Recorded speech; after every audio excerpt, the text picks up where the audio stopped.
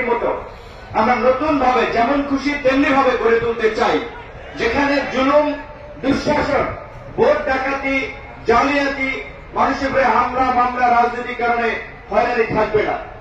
কিন্তু এক ভাই বক্তব্য আমি পেছন থেকে শুনেছিলাম, এটা সত্য। এখনই কোন কোন রাজনৈতিক দলের উৎপাত শুরু হয়ে গেছে, মনে হয় তারা ক্ষমতায় চলে এসেছে। এইটা হতে দেওয়া যাবে না। আমি যে কয়েক জেলায় গিয়েছি, উপজেলায় গিয়েছি, পরিষ্কার ভাবে ডিসি, এসপি, ওসি, ইউনোকে বলেছি, বিএনপি, জামাত, ইসলামী আন্দোলন, খেলাফত মজলিস, গণ অধিকার পরিষদ, যেই জেলা উপজেলায় যেই দল সক্রিয় আছে, জেলা উপজেলার সরকারি প্রত্যেকটি কাজে সকল দলের প্রতিনিধিদেরকে নিয়ে আলোচনা করে মত বিনিময় করে কাজ করবেন। এই যে বিজিবি, বিএসএফ, বৈষ্ণবতা, ওএমএস, টিসিবি, বিভিন্ন ধরনের যে সরকারি কাজ